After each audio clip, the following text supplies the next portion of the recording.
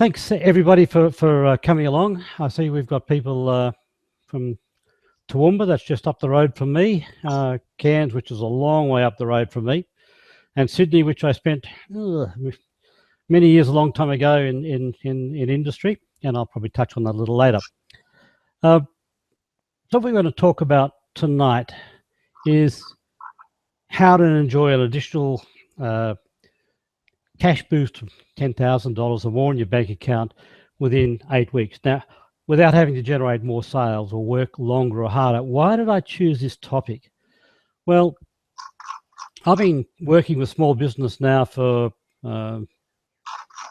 27 years or so. And one of the things I've found is that people work hard, and when they get into trouble, when the cash is running short, all they feel they can do, what they have to do, is to work harder and longer. Yeah, they sacrifice weekends, it's late night to get home, the kids are gone to bed, and they sacrifice everything, and they just keep working harder and harder. But so often, not always, but so often, they find that it doesn't solve the problem, and it just gets harder and harder. So one of the things that I've been working on, and I'll give you some examples as we go through tonight, is just a different approach. Now, for some of my clients, we've looked at the business, and increasing sales is a solution. But for many others, it hasn't been a solution. So let's keep moving along. Now, you're all seeing the chat box there. That's good. We've got people typing where they're from: Sydney, Adelaide, Toowoomba, as I mentioned, Sydney again. So that's great. I used to be a big smoke bloke for quite a few years, my early years in this industry, but then I became a smaller smoke bloke. So interact today, yes, let's use a chat box. You're doing that, that's great. At any time, put your questions in the chat box. If I can pick them up as I go, I'll do that. And I'll try and take a break at various sections, but other than that, what I will do is right at the end, I'll go back through all your comments and chats and whatever, and see if I can answer your questions. There will be a few times through here that I ask you to respond to a question or two I might ask, and there's a couple of reasons for that. One is to, if you like, keep you alert, but two, I'm very interested in your answers. What's your experience in some of the things that I'll be putting up? So let's move along. So who's this presentation for? It's well, as I guess I partly described it already. It's for you if your business is winning sales but lacks cash and profitability, spending too much time at work, and you really want to change that. You really want to get out of this chase. Work hard, work harder, spend all the time at work, and just to get more cash in the bank account. And usually I find that's such a typical picture of the small businesses I've dealt with. A lot of the small people start a small business because they're very good at what they do. Be they're an IT tech, a boiler maker, and I'll give you an example of a boiler maker later on, or they can be a consulting engineer or whatever. They're good at what they do. They go and start a business, and it's all right for a while, and then they run into all problems. And they suddenly find that, it's the hours, it's a lack of cash, it's a lack of profitability. What the heck can they do about it? I'm going to talk tonight about some of the right things that you can measure to help you identify what I call a profit leak, and I'll tell you about that in a minute, and show you how you might plug them. So who do I work with? But before I do, let me tell you just a little bit about myself and what I bring to it. I actually started out in bigger business. I came up the line in the private sector. I did a bit of time in government, both in my early days and in my later days doing industry, seeking to attract industry for government. My industrial experience covers aerospace. Yeah, it was a fascinating time. I like aircraft. aluminium boat manufacturer, farm machinery manufacturer. I had a bit of time in retail, which was a completely different experience. So it was a family retail firm, and it's one of those things that when I look back on, I wish I'd known then what I know now. In my manufacturing days in aerospace boats and farm machinery, I negotiated some profitable contracts overseas with US, British Aerospace. I mentioned the aerospace, but I also did some stuff in Burma, or Myanmar, as it's called these days, on small patrol boats and things like that. So I had an initial big background, big industry background, but I eventually moved to small industry, small business. And for the last 27 years, I've been working with small business. I guess it's where the heart, not the head, is, as it were. One of the things, like at the bottom of that slide, is that I've been involved in Business Excellence Award for many years, and it might seem a little funny thing in relation to what we're talking about, but business excellence, good businesses have good processes, have good systems, and I think that is one of the things that really can make a difference to a business, to pursue excellence, to be the best in your sector, to become the go-to person in your area. So who do I work with? Well, it's very hard to help people a lot who've only just started out. As I say, the people I work with are usually been in business for a while. They've got a great, what I call a technical skill, whether it's a IT engineer or a trade. They're usually located in Australia or New Zealand. They're usually turning over at least 650,000, but they tend to be either marginally profitable at best, and cash is tight. I mean, if they're very profitable, they don't need me. So that's reality. And they want to overcome this long hours, big stress problem. And this last point is very, very important. It's those people who are actually willing to implement, and that makes a significant difference. I have had clients who are so burdened by their problems that they have found it difficult to make decisions, and getting them out of that into the next stage takes some time and effort. If you wanted to put a thing on good clients are those with the problems, but they're actually willing to get in and make some changes and do things. So let's have a quick overview of what I'm going to cover tonight. I'm going to talk about what's a profit leak. Where does that term come from? You Google it, you'll find it all over the place. I'm going to give you what I call a profit leak. I'm going to talk about the number one problem that prevents you generating the cash and profits that you deserve. I'm going to talk about 3 keys to boosting the cash in your bank account without having to work longer or harder, because that's always the issue with small business. And I'm going to finally talk about 3 common, but what we call, if you like, cash leaking mistakes to avoid. Okay, let's start with what's a profit leak, and why should it matter to you? From my point of view, there's not much point in working harder to generate extra sales if you've got a profit leak.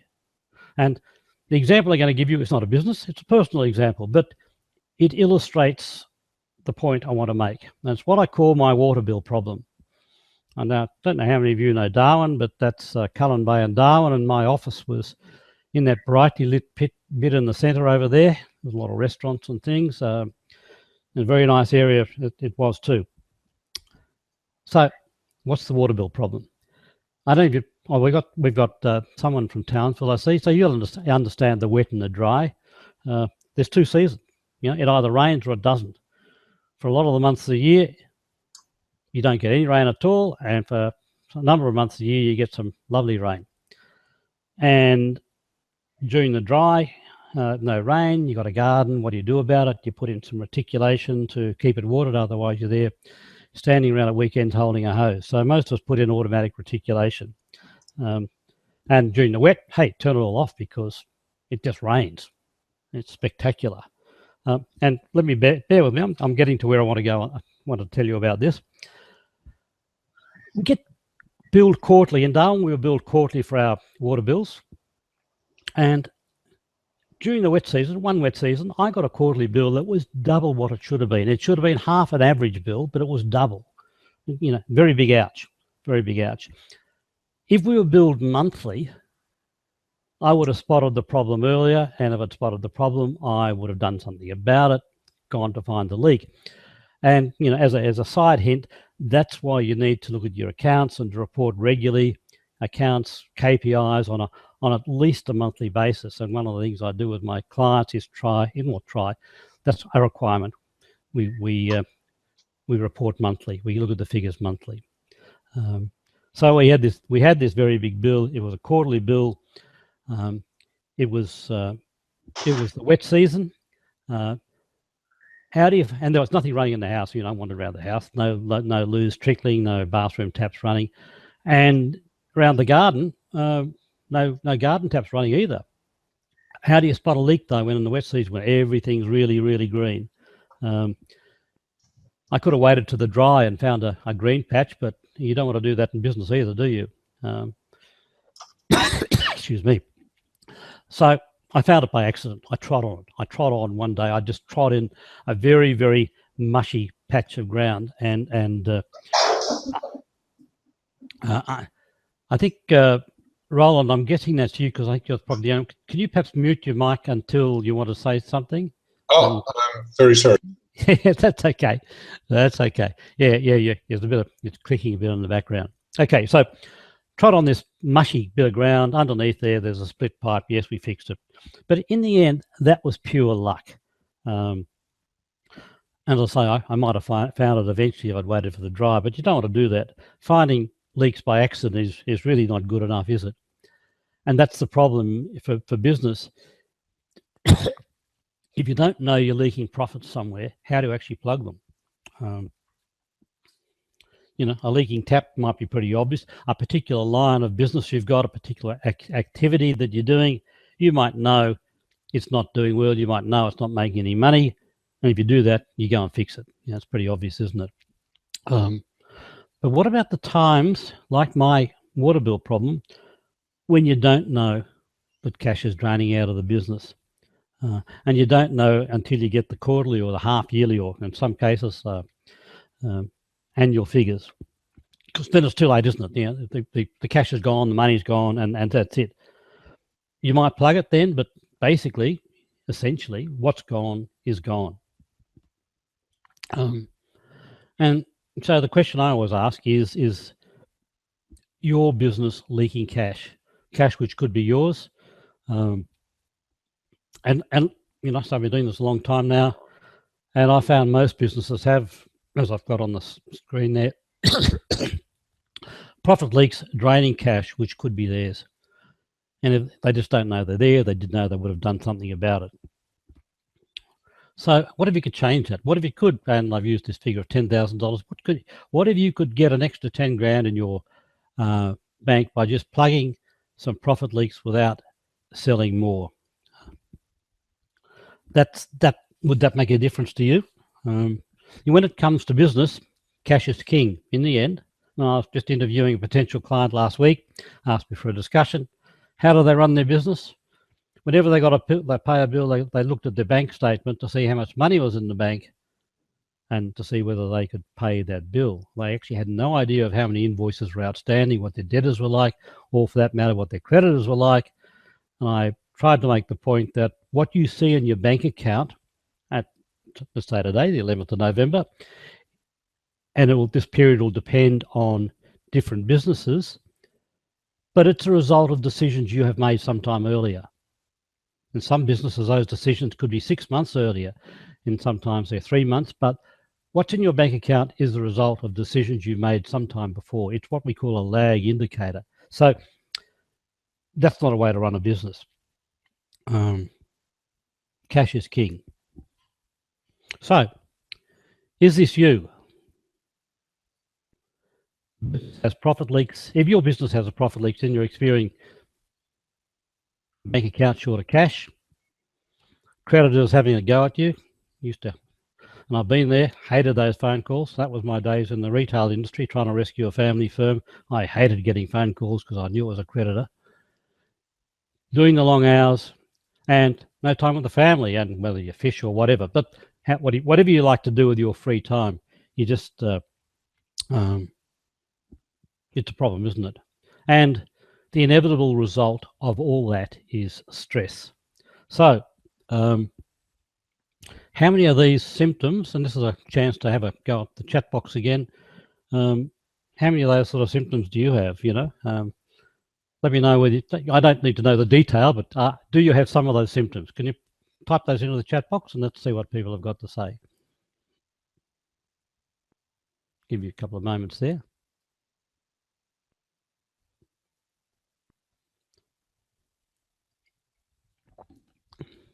Nobody has those problems?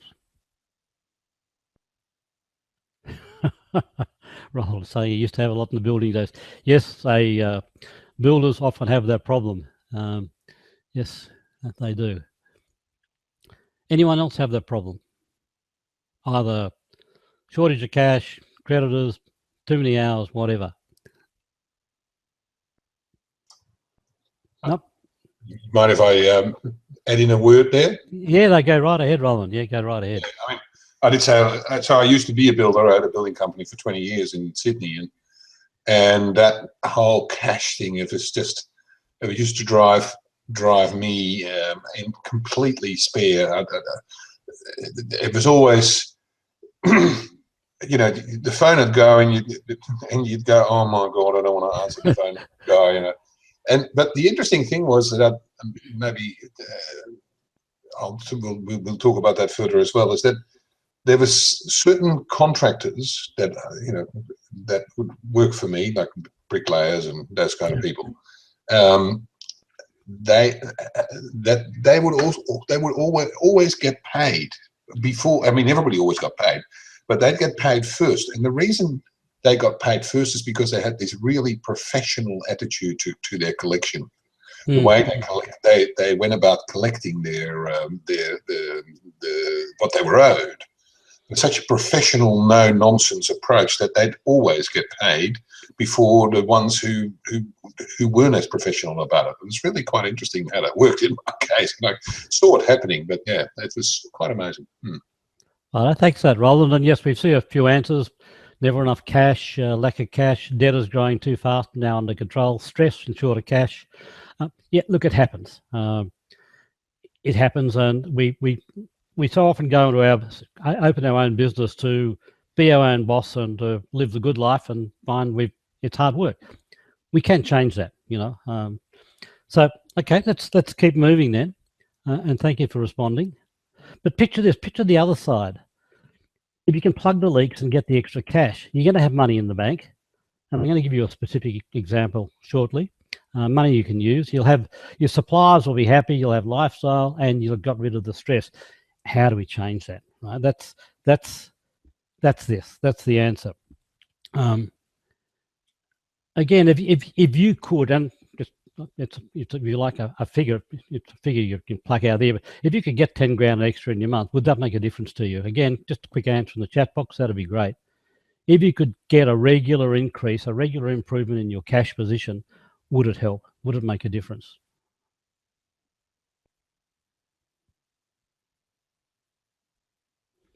I see James had said earlier there's never enough cash because the business is growing fast. And James, let me say, that's what I used to call the brick wall. You grow your business, and I don't know what business you're in, but you grow your business.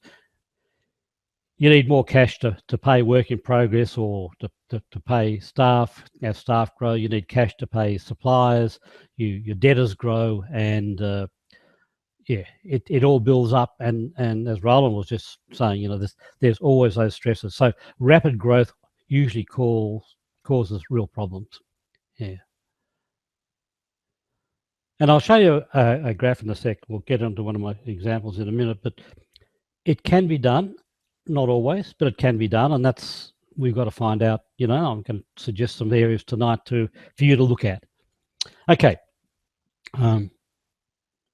Let's move on to, so that's what a profit leak is. A profit leak to me is not something you know is a problem. It's something that you don't know is a problem.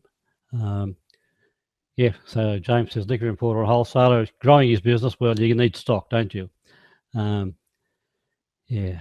So going to move on to this, the number one problem. What really prevents you generating those extra cash? Because there's not much point in working hard to generate extra sales if you're also leaking profits. And what I've tended to find is that the number one reason why a business is suffering from profit leaks is they don't know what to look for, where to look, or perhaps even when to look. And as I say, I've been doing this a long time, so let's give you an example. This is a real life example. There's a bloke called Andrew. Andrew was, and he still is, he's a boilermaker, a tradesman, and he's pretty good. He can do magical things. So a few years ago, he did what so many good tradies do. He went and started his own business, started off in the back of a ute, and he ended up with a shed and, an office and all the rest of it. He and his wife were in the business. She took over running the office. They worked hard. They had, their business had and has a good name. Their problem was that they weren't making any money. Things were a bit tough and getting tougher.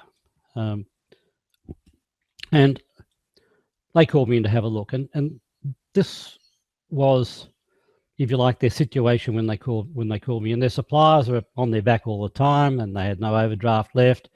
They had some jobs that made good money. They had a lot of other jobs that were making bad money despite the work they put in. And the problem was they didn't know which were the good jobs and which were the bad jobs. So in this little graph there, which is, by the way, a graph that they produced, and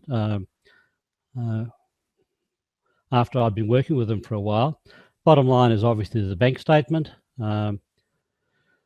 over a 12-month period, and the top line, if you can read that, it's probably a bit small. I'm sorry for that. It's the top line was their sales, right? So they're perpetually in the red, and the sales, if you like, the trend line is up, but that doesn't. The trend of the overdraft is getting lower, but it's still going up. But they still had a problem. So they needed help, right? They needed help, and they asked me to come and have a look at them. So, yeah, I didn't click this. One of the things when I got in and did some analysis was that I analysed a whole pile of job cards and found that the actual profit result on any one job may be up to 34% above or below the price they quoted. So some jobs they could do really well and make a lot of money on, and other jobs, disaster. I mean, if you're down 34% on a job in terms of your costs, yeah, that's why they had no cash. And unfortunately, there were more of those than the other ones. So we had to find out why. And we did some work. He was a good bloke, a good tradesman. He knew exactly where all the stuff was. So what happened afterwards, right? Now, I thought I might have some little things I could draw little arrows for you. So this actually took a couple of years in this case. So this is year 1 and year 3. So let's look firstly at the sales. Let's look at the sales line. He had a big job at one stage, but by and large, the sales over that period were pretty close to, on a monthly basis, were mirrored the sales of a couple of years earlier. So apart from one big job not selling anymore, but look at the bank balance. And there's one spot there where the bank balance is down, and that's because they were obviously buying materials for that big spike. Now, Roland will understand that, having been in the building industry. Selling no more, but they got money in the bank. So, yeah, pressure's gone. There's cash in the bank. They can pay their creditors.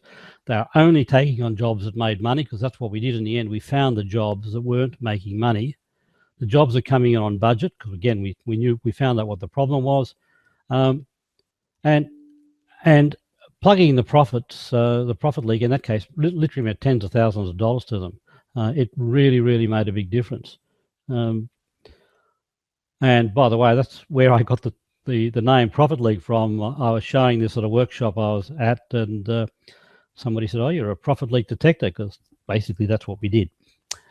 So, as I say, the number one reason your business may be suffering or probably suffering from profit leaks is you don't know what to look for, as Andrew and his wife Julie didn't know what to look for. They didn't know where to look and when to look. No, they weren't looking.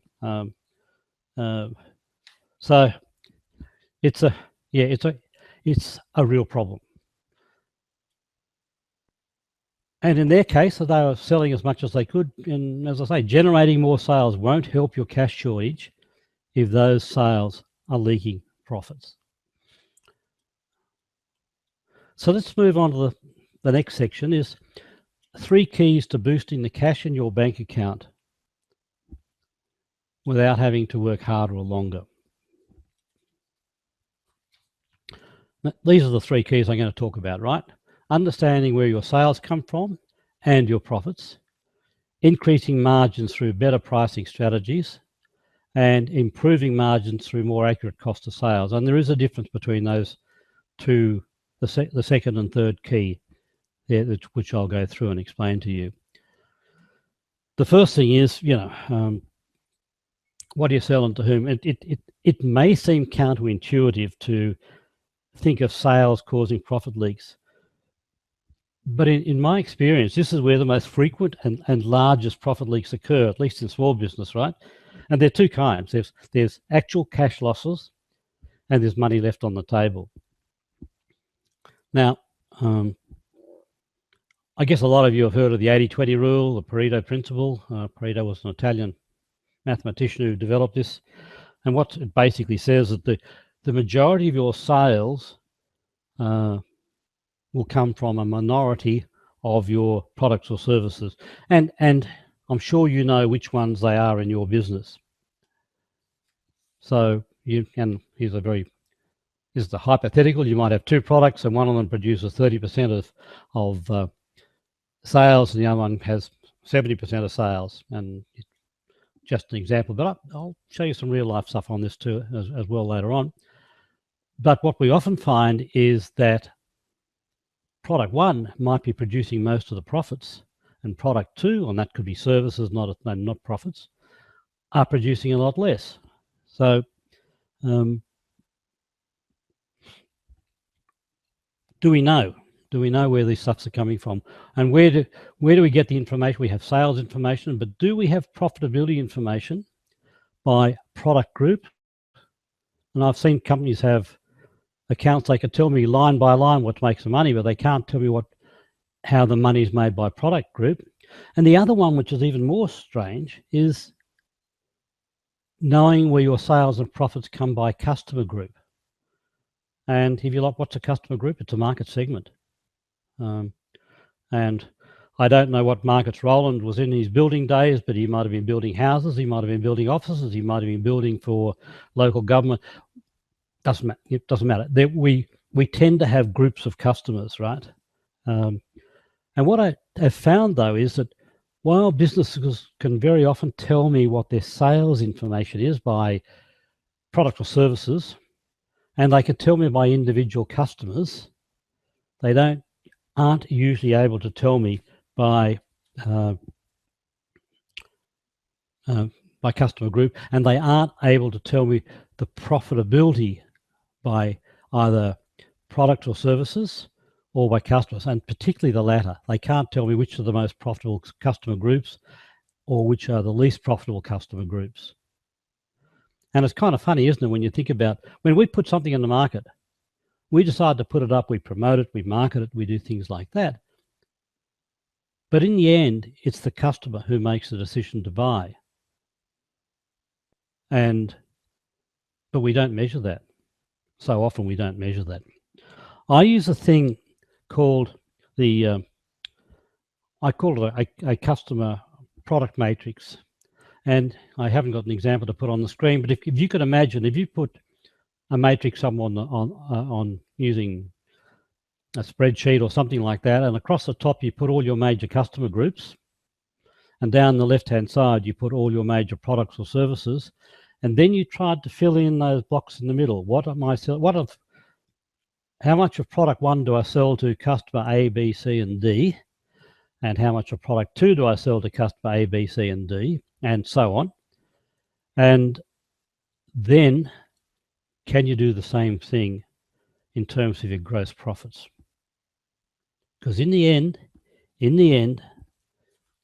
it's not the volume of sales that's important, it's the volume of gross profits that you bring into your business that pays all the bills and gives you that bottom line. And can we get that information?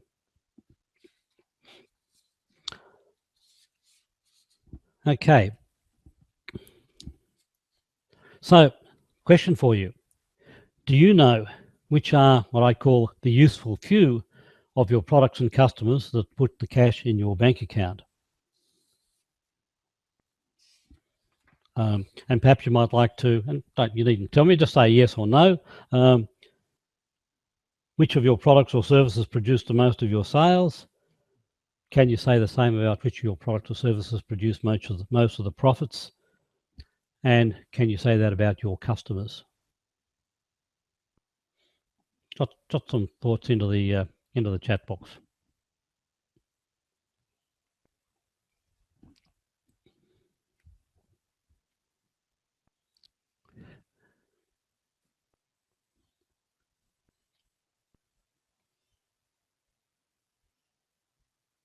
This is one of the tools I always start with clients is finding out where they are.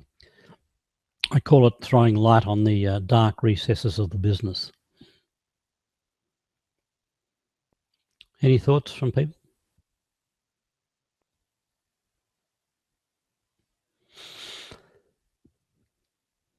No thoughts?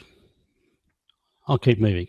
I'm going to give you it's a hypothetical example, but it illustrates the type of thing I'm talking about. I call it the car parts business, right? And I say, well, it's a hypothetical. I've been doing this for a long time, and I found this pretty regularly. It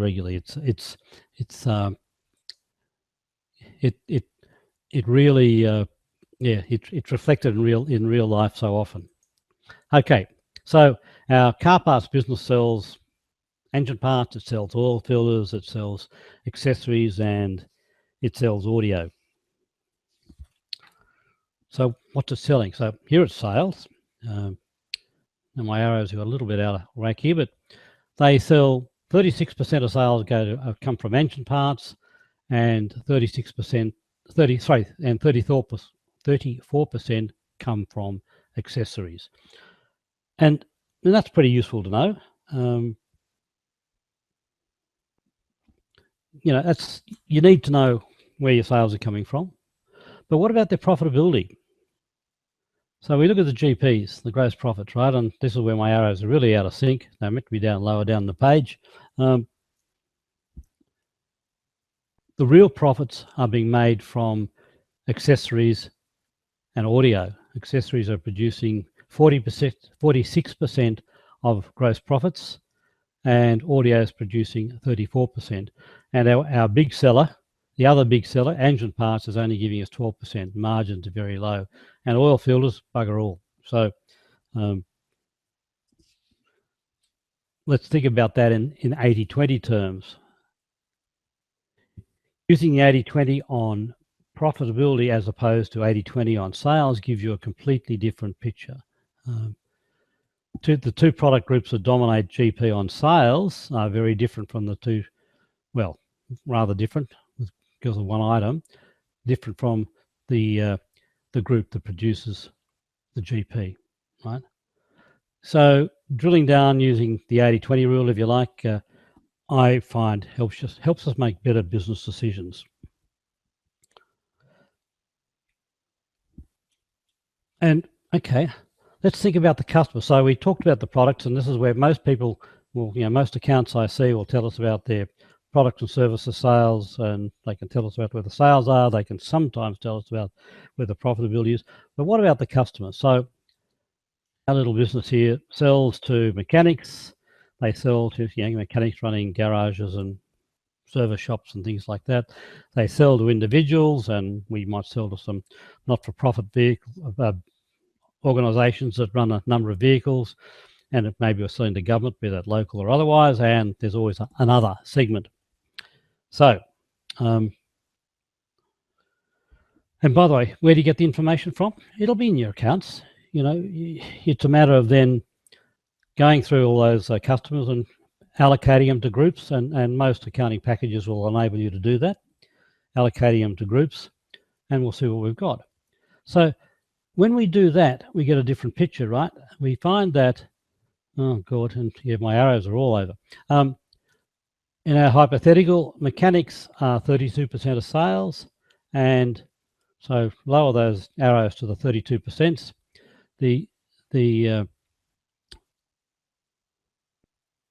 Our sales are shared equally between mechanics and individuals. Now, just think about this for a moment before we move to the next section, the next slide. Mechanics as a market, mechanics and individuals. Mechanics are in a business. It might be a very small business. They might be the only one, or they might have a number of employees, and they might have a fairly big shed and all the rest of it. Excuse me. But they are a business. Individuals are just that. They're individuals. They're Joe Public. How do you get to mechanics? You might do direct mail. You might do specific approaches. You might do door knocking. But individuals, you can't do that. Individuals, you're going to be going through mass media. You may be going these days through social media, Facebook, and things like that. The point I make is that they are two different markets, and the marketing tools you need to reach those markets are different. You can't use, you know, one ad to cover all. Excuse me, I'm coughing away here. I'll drink of water. So they are very different markets, right? Different markets, different marketing strategies, different media, and different messages. Where should the business concentrate? Let's go back and look at our profitability. Okay.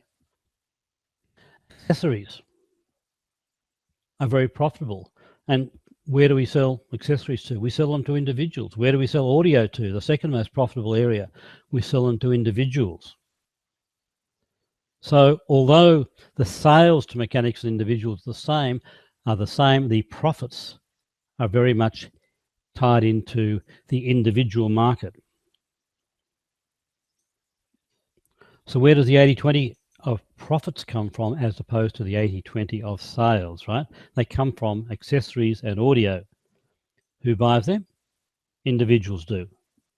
So what would, in your situation, you know, what would that mean to your marketing, to your future cash flows, to your profitability? In my mind, and I know it's a hypothetical, but concentrating on sales to mechanics is a profit leak, because you could be making more profitable sales to the other area. And I've rounded these figures just to illustrate it.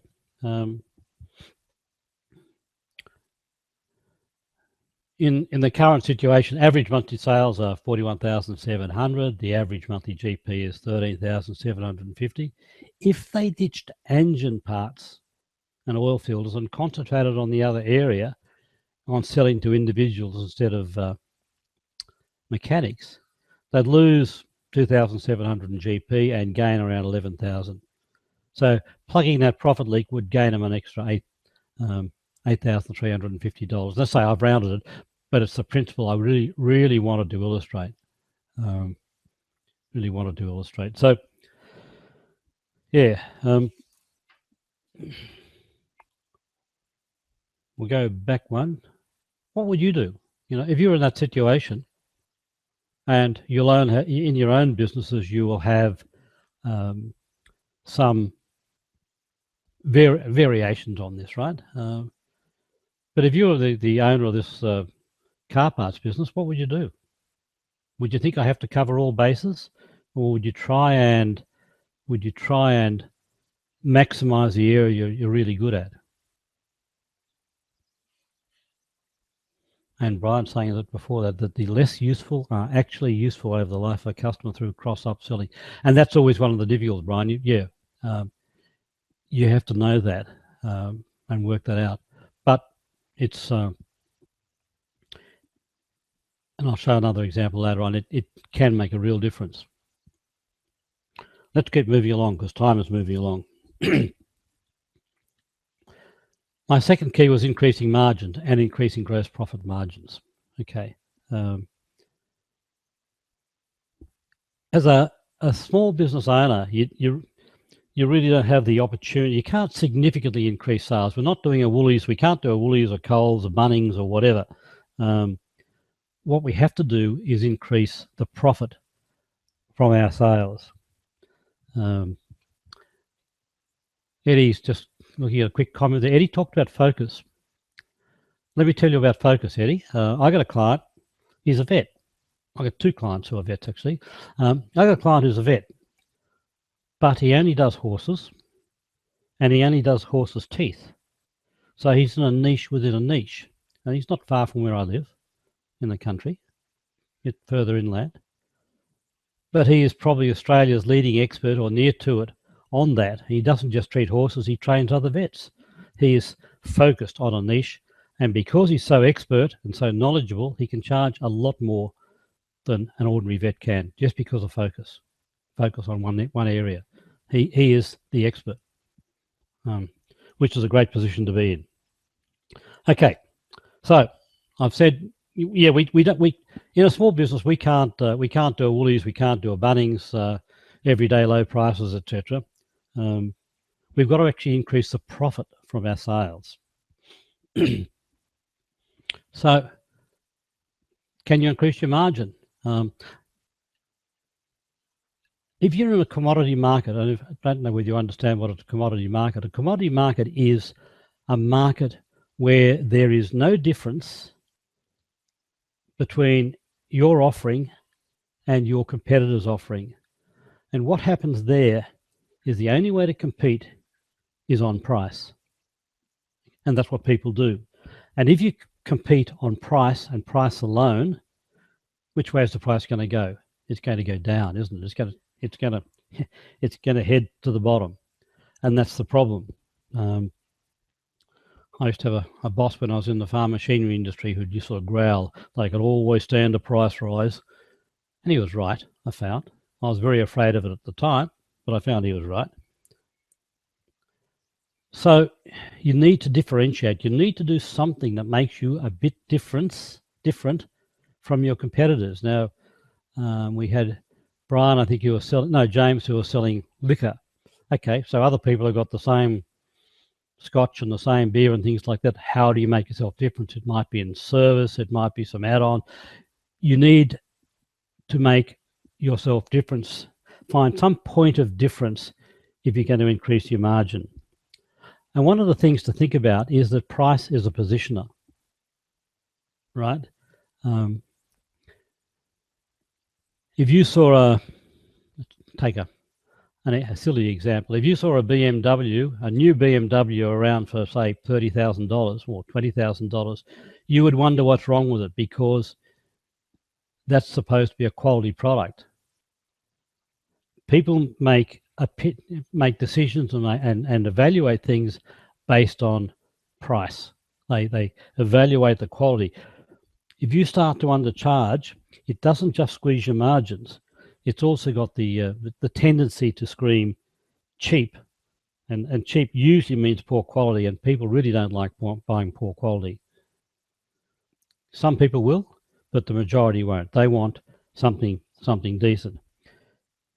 On the other hand, I mean, you don't have to go to big increases, and I'll talk about big increases in a moment, but incremental increases, 2%, 1%, 3% every quarter, every 6 months, can make a real difference, because you're not going to lose, when an incremental increase, you're not going to lose customers. So the increase is probably going to go straight through to your bottom line.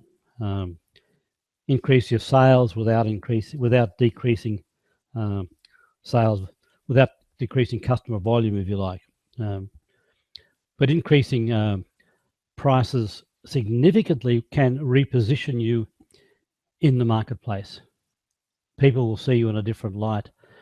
When I first started in the consulting world quite a few years ago, well, I mentioned 27 years ago, I was in a workshop getting some training from Oz Industry, and there was a bloke there who was a bit younger than me. He had a young family, a very flashy sporting car, and he had a reasonable amount of work, and he wanted to spend more time with his young family. His children were pretty young, so I thought, I know what to do. I will increase my prices. He said, I'll lose some customers, but I'll get some more margin, and I'll get to spend weekends with the kids. So he was a bit braver than I was at the time. He actually doubled his prices. And guess what? He got more work. He repositioned himself. I looked him up a few years ago, only 3 or 4 years ago, and he was consulting to the BBC in the UK, all over the place. He repositioned himself in the marketplace, made a huge difference. And that's such an important issue, is how you want to be seen in your marketplace, right? And the bottom line is, do you want to increase the volume of your sales or the value of your sales? And in the end, as I say, it's the volume. The key to profitability is the volume of gross profit you achieve, not the volume of sales. And a large level of sales at low margins for us in the smaller business world doesn't lead us anywhere. It just leads us to long hours and hard work. One of the biggest fallacies in business is that price should be based on its costs. I've had arguments with accountants about this. And the problem with that is that it mistakenly assumes that customers base their willingness to pay on how much it costs you to produce. And it doesn't, of course. They base it really on the value it's going to give them. And that's what people don't take into account. So we need to actually avoid simplistic pricing processes where we just say, we're going to mark up our price by such and such a margin. We need to look at the different segments, different markets we're in, the customer groups and what they value, and target those and look at value-based pricing. Because if you do it just on cost plus, you could be leaving money on the table, money which could go straight through to the bottom line. Underpricing is one of the things I come across so often in business, right? People who are afraid to put up their prices because they're going to lose sales, but they haven't tested it. And one of the things I find quite amusing at times, if you go and talk to somebody and you ask them about, say, a job they lost, they might have quoted on something or whatever, and you ask them about why did they lose the job? Oh, well, XYZ, they just cut their price and they underpriced us and we couldn't compete. But you talk to them, and I've done this very often in workshops, if you talk to them and ask them about a good job they've won, about a success they've had, and ask them why were they successful? Well, they'll tell you, it was the quality of our work, the service we provided our customers, our reputation. There's never ever any mention of pricing. So one of the problems with what I call simplistic pricing basis is that people don't make the effort to identify their most profitable products and services, and even more, their most profitable customers or customer segments. And that's pretty important if you want to understand where your pricing is going. So one of the problems with underpricing is it positions you as a commodity. It needs to be well thought through, it needs to be realistic, and it needs to be appealing enough to prospective customers. But I've found again so often that so many people I've started working with over the years, their pricing strategy is to simply charge a little less than their competitors without understanding what their real costs are. So if you're just going to go in and charge a little less than your competitors, you're indicating that price is the sole determinant of value in your offering. And I guess I'm suggesting to you, sell on quality, sell on service, and sell on your knowledge and expertise, because that's why you're in business. And that's what determines real value. The key is perceived value, and value is the benefits you offer minus the price you charge. Put yourself in the customer's shoes. And I know all the big boys, you know, as I say, Bunnings, lowest prices, whatever their logo is, and Coles have got that big down, thumb going down sign. We're not in that game. We're not in that game. The value comes from the benefits you provide your customers, if you like, the problem you solve for them. You need to understand the specific needs of your customers, and whether that's a business need or a personal need, you really need to understand that and to translate that into something that you can improve for them. So profit is the value in the customer's eyes. And you can further increase your prices if you can increase the benefits arising from their use of your products, right? That's the value. Okay.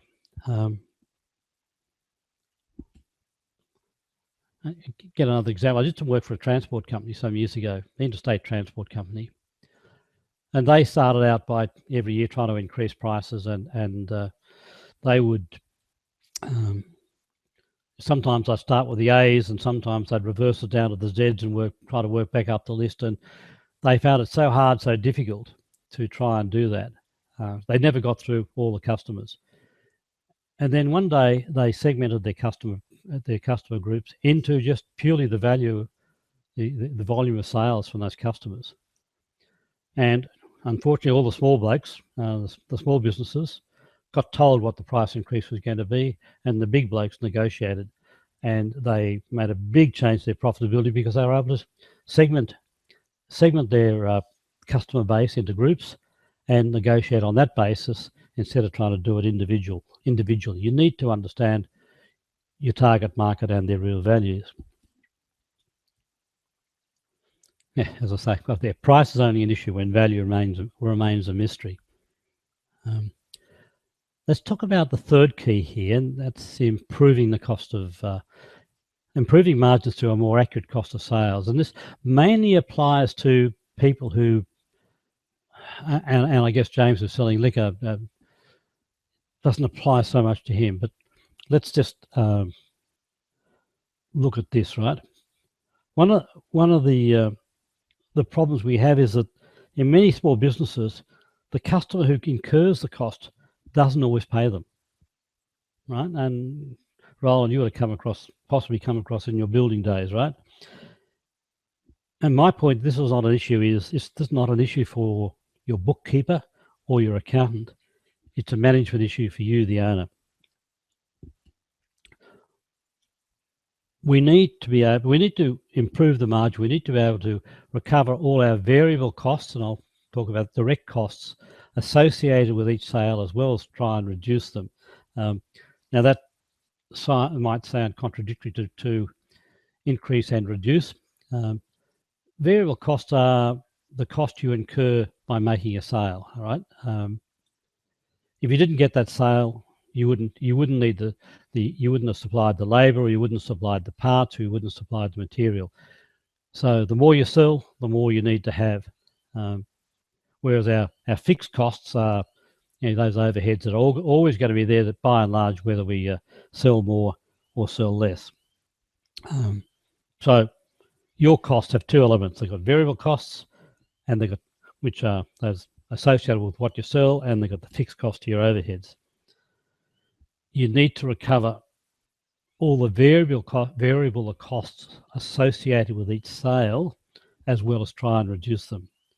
And so it sounds contradictory, but you need to do that, because what happens is that don't do that, then somebody else has either got to pay that cost, and that could be all your customers, or it's going to come out of your profit margin. And I've just put a little example of a job card there for people who have labour type costs, right? If people don't accurately record the time they take to do a job, then you won't charge them the price they should pay. And again, I've seen this so often. I've had so many clients over the years where their shop floor staff would write up the hours at the end of the day. And at the end of the day, you're not going to remember accurately how much time you spent on each job. You're going to end up with what they call write-downs. You're going to end up saying, well, I charged Bill $100. I should have charged him $150, but I can't charge Jack that extra $50 because he's not going to bear it, so I'm going to have to write that down. That comes out of my profit. Or I've got to spread it over the margin of everybody, which is not exactly reasonable, right? So yes, we need to recover all those things. And some more examples, right? And just simple examples for people who've got labour-based type things. Handling costs. I had a client who repaired small motors, and the motors had come into, the goods had come into the place on a truck. By the time his shop floor blokes had got it off the truck, into the workshop, and got it ready to handle, it was taking about, say, 15 minutes and probably another 15 minutes to reload it when they were fixed. The problem there was they weren't recording those, and they weren't therefore recovering them. And let's just say that if a bloke on his shop floor did 4 jobs a day, that's an hour's unrecovered cost 5 days a week. And if you stay charging $100 an hour, that's $500 a week not recovered, for which he's paying wages and on costs. It's a real oops. Things called shop floor consumables, whether it's the gear to get your hands clean or small bits and pieces, very hard to get an accurate cost on them. So most people charge somewhere between 1% and 3%, which customers seem to accept. But if you don't charge it, it's going to go into the overheads, and you've got to recover it out of overheads. Far better to recover it against the person who's incurring the cost rather than anybody else. And similarly with freight.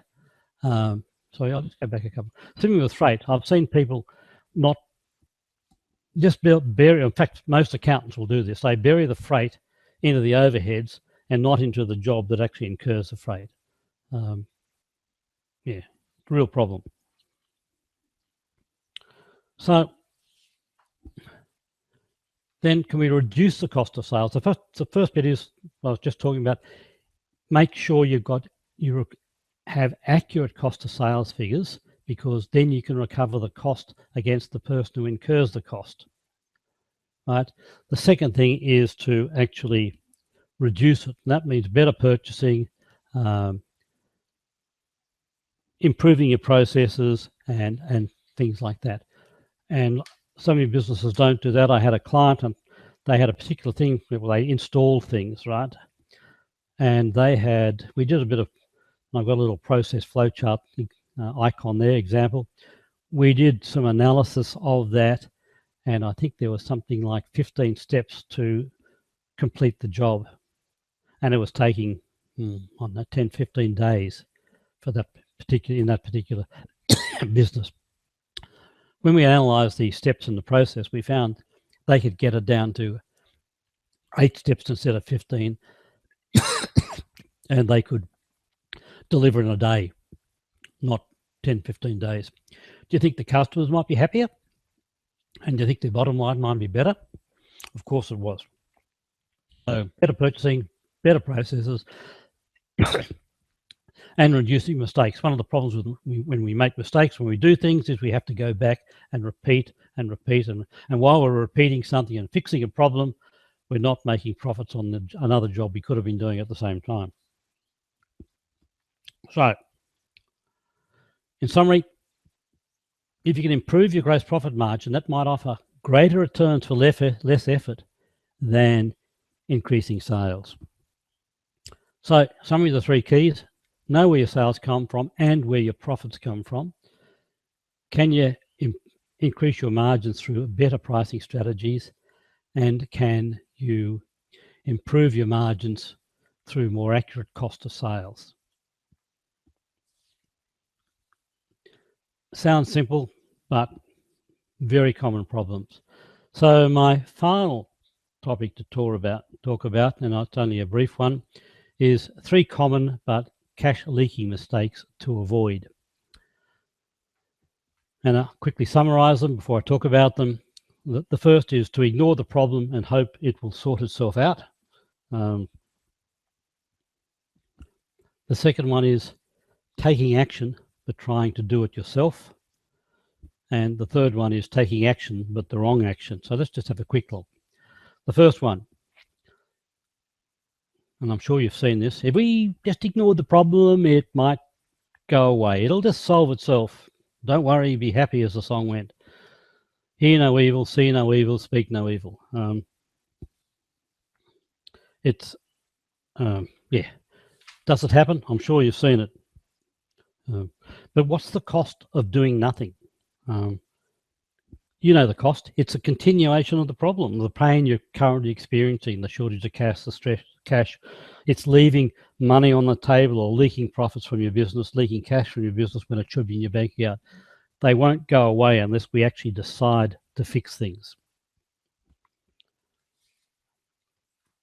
Continue. No change, no gain, just more pain. Second one is, doing it yourself. We've all been to workshops and got some great ideas, some great thoughts, and thought, yes, I'm going to go and do that. I'm going to action that next week, tomorrow, whatever. Then we get busy, and the squeaky wheel that gets the grease. A problem happens, we have to go and fix it. Then another one and there's chaos. There's always chaos. And so that great idea that we picked up, in the end, doesn't happen because events overtook it, and the leaks continues, as does the pain. And the final one, I always like this, is the mistakes we make when we try and do it ourselves. And the someone was saying, I came across somewhere, it's kind of like the person who is not a lawyer trying to represent himself in court. He has a fool for a client. If you go back to my profit leak example of my water bill, there was no way in the world that I would try and solve that water leak in the garden with a split pipe. It would have taken me time and money, and I wouldn't have done a good job. Very simple job for a plumber. Call in the expert. But we tend to do those things, right? And here's an example of trying to fix things yourself when it could be helped. Now, again, this is a real life example. I've changed the name, etc. So I'll just call it Tip Top Products Proprietary Limited. They were selling, and actually the figures are real, but doesn't matter the name of the company. It's certainly not Tip Top Products. So they're turning over 2.4 million. Their cost of sales is 2.1. They've got a GP of 254,000, a gross profit margin of 10.5%. They're making a 4.7% net profit. Yeah, you might think that's not too bad. Let's dig down a bit and see what else we know about them. They had 2 divisions, right? 2 rather different divisions. One division, let's just call it Division 1, is selling 1.2 of that. It's selling roughly half of that 2.4 million. It's got a 21% gross margin, which is pretty good. Okay. The problem was that while it was performing well, its sales were gradually falling as a proportion of total sales. Right? The Division 2 was selling more and more. So it's very profitable. And one of the issues we had here is, and I've got the net profit line there between the two, was that while they could tell me the sales and tell me the detailed sales for Division 1 and Division 2, all their cost of sales came into the one line, 2.173, and the gross margin 10.5. Now look at that, 10.5, yet Division 1 is making 21% gross profit. So we sat down with them and got them to allocate their cost of sales between Division 1 and Division 2. And what did we find? We found that Division 2 had a negative gross profit of 1.4%. In other words, the more they sold, the more they lost. And they didn't know. So, yeah, the profitability of Division 1 was hiding, the lack of profitability in Division 2. This is classic profit leak stuff. It's not always as extreme as this, but real problem. The more they sold in Division 2, the more they lost. They're still working on that. The decision they made, or in the process of making, is not the one I would have made, and I won't go into any more detail than that. But it's a real strategic decision. When you have that information, you need to make a decision about what you're going to do in that business. And yeah, we'd make it. There's some clear-cut decisions and a very strategic decision, one direction or the other. I was recommending one, they took the other. So my response is I would no sooner fix my plumbing problems than represent myself in court, because the results may be pretty expensive. So in summary, for these 3 common but costly mistakes, just hope it'll put your hands over your eyes and hope it's going to go away. That won't work. More pain, more gain. Taking action, but trying to do it yourself, and then getting overtaken by the usual chaos and confusion of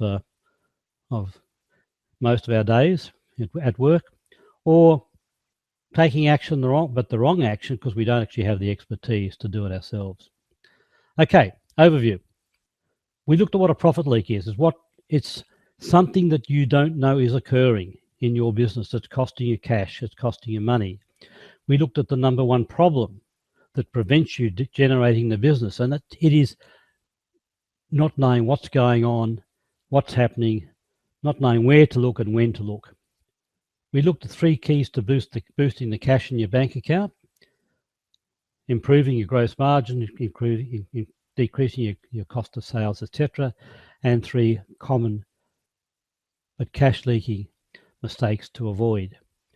So thank you for listening, for attending.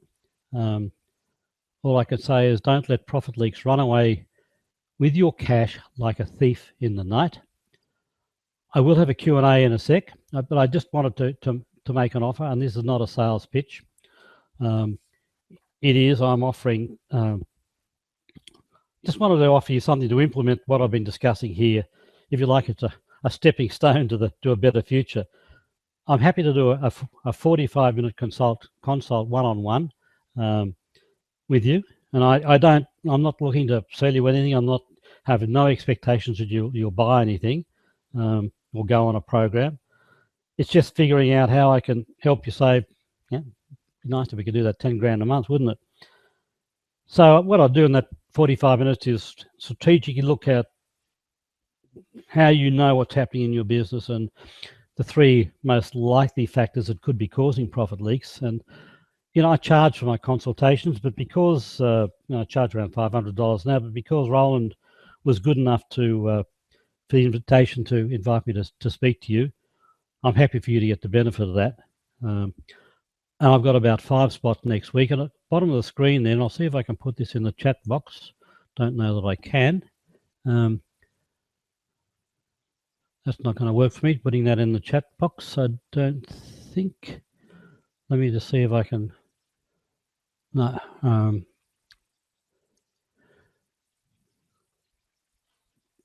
Can't capture it up there either, can I?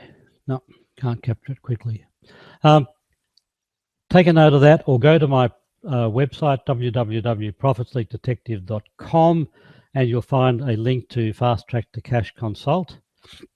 And book it. It's not going to cost you, and I'm not going to do a sales pitch. So if you'd like to have a chat, please do. more than happy to help. Brian's just put it up. Thank you very much, Brian. Yeah, thank you, Brian. Yeah, if you'd like to have a chat, I'm more than happy to.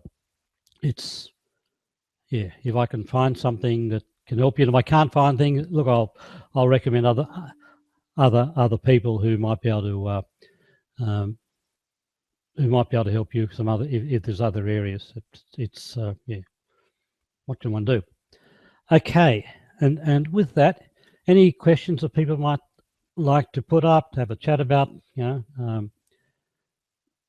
from what we've been discussing tonight.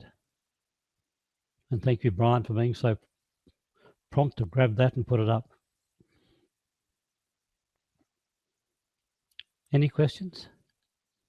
So my approach is a bit different, because most people are about sales, but to me it's about profitability and cash, because it's the lack of cash that stresses most people. And I guess that's why most of my clients contact me in the first place. They got a problem, and it's related to some of those things I talked about earlier: lack of cash, too much time, and between the two of them leading to stress and not enough time at home with the family. So, mind if I put a word in? Yeah. Thanks for that. That's really great information and powerful stuff. And can I suggest that maybe you also send that link out by email to the database to the invitees for future reference. And but I just wanted to say that it's great to take this focus on actually making more money out of the stuff that we've already got, because it's so much easier than trying to get new clients. Yes. Making more money out of the clients we already have is just it's the obvious solution, but we tend to just focus on more sales and more sales and more sales, and it's the fast way to go nowhere. If you're not making money on your sales, why have more sales? Because you just make more of not money. Yeah, so I think it's a great focus. Yeah, look, sometimes I do sales. I've certainly at times I have to come in and help clients just increase their sales, because they need more of that. But so often the sales are there. They're good at what they do. They get the sales. They just need to make more money off what they got. Yeah. Yeah, well, exactly. Yeah. Focus on growth for growth's sake. I never understand. And you see, even in the big business world, you see the big corporations chasing more sales, more growth, more market share, and they're not actually making enough money to start with. So I don't know why they bother. But anyway, but certainly in small business, it's a great focus to have. Right. Well, look, I'm not getting any questions. I'll just give it a few more moments. I see some people have logged on and subscribed, and thank you for that. And I hope you fill out that Fast Track to Cash form. I'll certainly be contacting you. It can make a difference. And let me just tell a story while I'm waiting to see whether I get any more queries. I mentioned I went into retail. I'd been all my life in manufacturing industry, but my mother's family had been in retail in the country department stores, and some of you'll know the good old country department stores. And I had to go and try and rescue that. And as the bank said to me, "You're doing everything right. You're 2 years too late." 118 years of history. If I had known then what I know now, it'd be so different. You can make it's just knowledge, the knowledge that you acquire from being around for a while that becomes useful. So, that's what I like to try and do. Yeah. Okay, Roland, look, I'm not getting any more questions at this stage. So can I just thank everybody for turning up and staying with it? And Roland, thank you for the opportunity. At this point, I'll stop the presentation if you're happy, and stop the broadcast.